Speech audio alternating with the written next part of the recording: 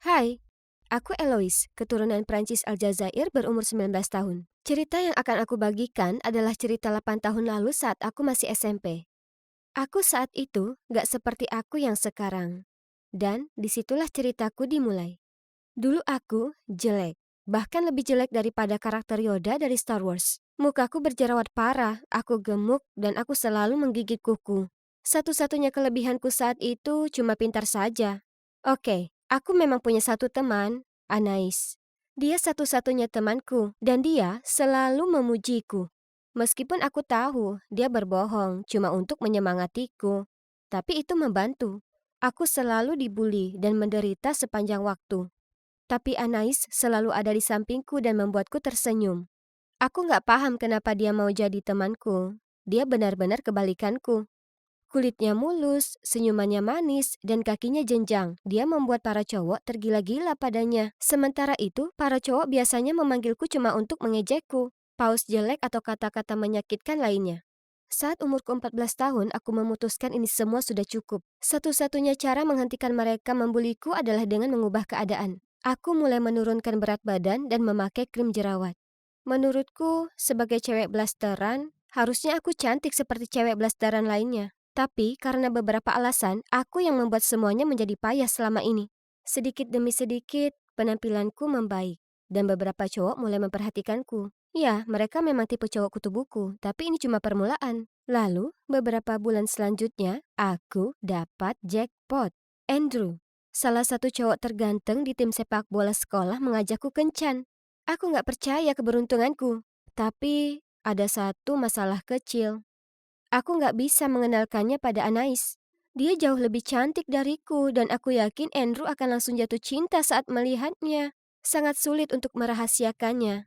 Dan seperti yang kalian bisa tebak, dia akhirnya tahu. Maksudku aku selalu melihat HP-ku, mengirim emoji hati ke Andrew sepanjang waktu. Jadi nggak lama kemudian dia melihat sekilas ponselku dan kemudian aku nggak punya pilihan selain memberitahunya. Tentu saja, dia ikut senang dan gak sabar untuk bertemu dengannya. Mereka berdua datang ke rumahku dan obrolan mereka sangat nyambung. Andrew menyarankan agar kami semua menonton film sambil makan popcorn. Tapi aku malah ketiduran. Aku bangun 30 menit kemudian dan aku kira aku akan sakit. Andrew dan Anais berpelukan, bermesraan tepat di depanku. Aku tahu itu. Aku tahu hal seperti ini akan terjadi jika mereka bertemu. Ini parah. Bagian yang paling gila adalah mereka bahkan gak menyadari aku bangun dan terus bermesraan. Tapi kemudian Andrew melirik dan dengan cepat melompat, mendorong Anais darinya.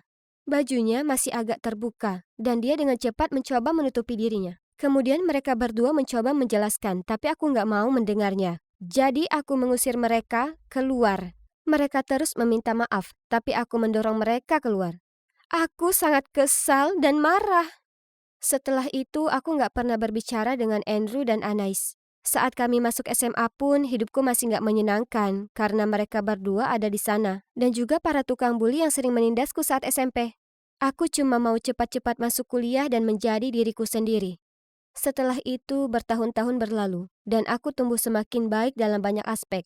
Pertama, aku lulus BSc atau kualifikasi akademik Perancis dengan nilai tertinggi.